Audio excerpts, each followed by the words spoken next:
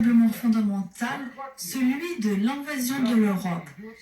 Donc pour continuer mon analyse, je vais citer un extrait d'un livre de Serge Monat. Donc Serge Monat, je l'avais déjà cité dans ma vidéo sur les migrants.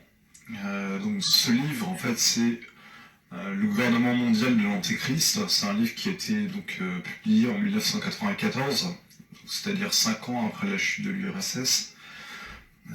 Donc c'est à la page 24 du livre. Donc je cite: selon des informations de sources sûres que nous avons en main depuis 1991, il nous est possible de reconnaître que le communisme n'est pas mort depuis la chute du rideau de fer en 1989, mais qu'il s'est plutôt transformé sous un nouveau visage, avec un accroissement militaire et technologique sans précédent depuis 1917. De plus, cette transformation, cette transmutation, devrions-nous dire plutôt, n'est que le paravent macabre cachant la mise sur pied du nouveau ordre mondial. En ce sens, il était prévu que le communisme, tel que connu jusqu'à cette date, disparaisse en apparence pour faire place à un semblant de démocratie. Ce temps de fausse démocratie devait permettre, pour sa part, aux nouveaux dirigeants de l'Empire rouge de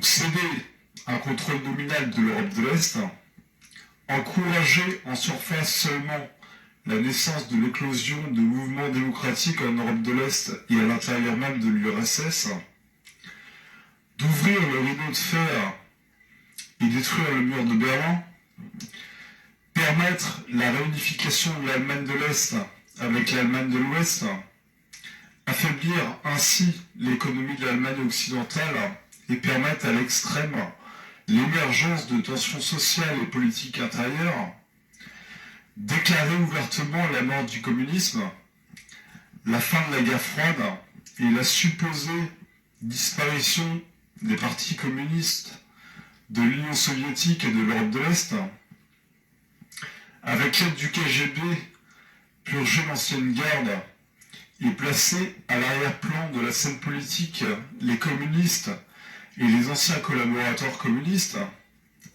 changer ainsi le nom du Parti communiste et déclarer que le communisme est mort en Russie, donner naissance à de nouvelles organisations démocratiques, mais contrôlées par en dessous par les communistes et le KGB, tenir des supposées élections démocratiques, mais manipulées et contrôlées, en réalité par les nouveaux communistes, annoncer à grand renfort de publicité le démantèlement de la police secrète, mais en renouvelant l'ancienne structure, tout en lui donnant un nouveau nom et de nouvelles assignations.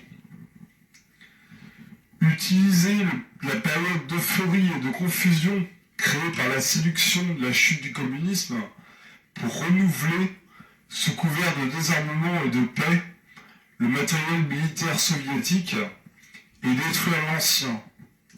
De même que permettre une importation massive de la technologie occidentale sans avoir, comme cela était le cas par le passé, à utiliser un nombre incalculable d'agents secrets. Établir la confusion à l'intérieur de l'Église catholique en donnant l'impression que les promesses de Fatima se réalisent et le jour où les masques de l'illusion tomberont, se servir de la création de cette impression pour discréditer et les apparitions mariales et tous les différents sites d'apparition, ce qui aura pour conséquence première d'affaiblir partout la crédibilité de l'Église et de jeter la confusion dans ses rangs. Sous un autre angle, faire porter par l'Occident le lourd fardeau, donc de 40 à 50 milliards par année en dollars, de l'Europe de l'Est, ceci étant supporté dans le passé par l'URSS. Provoquer le retrait des troupes américaines de l'Europe de l'Ouest, pousser l'Europe de l'Ouest vers une certaine neutralité et provoquer la chute de l'OTAN. faire en sorte que les États-Unis et l'Ouest se retrouvent à financer l'économie de l'Union soviétique pour la 6e fois depuis 1921, faire émerger un seul bloc économique, l'Europe de l'Ouest avec l'Europe de l'Est en y incluant l'URSS, pousser les États-Unis et l'Ouest à un désarmement massif dans cette nouvelle ère de fin de la guerre froide, amener ainsi les États-Unis à interrompre l'aide supportant les mouvements anticommunistes à travers le monde, et pousser les États-Unis à retirer leurs troupes militaires de la Corée du Sud et des Philippines. Suite à la lecture de cet extrait du livre de Serge Monat, je pense que tout le monde aura reconnu les éléments du plan de Anatoly Golitsyn et les éléments aussi apportés par Yann Sejna. Actuellement, comme tout le monde a pu le voir, donc il se passe beaucoup de choses en lien avec la Russie, notamment en Syrie, notamment aussi au Tadjikistan. Enfin, peu de personnes sont au courant, mais en fait, la Russie va envoyer des troupes au Tadjikistan. La Russie a quand même aussi envahi quasiment l'Ukraine et la Crimée. On voit qu'en fait, qu'on est vraiment en fait au point où en fait toutes ces prédictions vont se réaliser. Ce qui se passe aussi concernant les migrants est intéressant. J'ai déjà fait une vidéo sur le sujet. Et les migrants en fait sont juste un moyen pour détruire l'Europe qui permettra en fait à la Russie de nous écraser. C'est-à-dire qu'une fois que la pagaille sera enclenchée au niveau de l'Europe, la Russie pourra venir, ça sera comme du gâteau en fait. Ça sera extrêmement facile de détruire une Europe qui s'est déjà en fait détruite. Si vous êtes un peu curieux, vous pouvez regarder un petit peu parce qu'on dit que on dit souvent que c'est Angela Merkel en fait qui a ouvert les portes de l'Europe aux migrants. C'est vrai qu'en fait elle a provoqué un appel d'air en disant que les migrants pouvaient venir. Maintenant, elle essaie soi-disant de se rattraper, ce qui n'est pas vrai. Ce qui est intéressant à noter, c'est que Angela Merkel, justement, est une ancienne de la Stasi.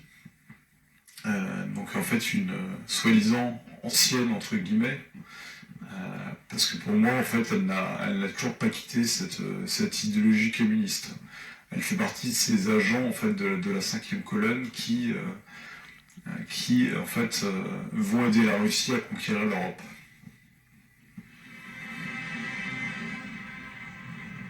Poutine ressuscite l'hymne national de Staline en faisant réécrire les paroles par l'auteur d'origine. Beaucoup de Russes sont réconfortés par le retour de l'hymne de leur enfance et voient avec fierté le drapeau rouge redevenir l'étendard de leur armée.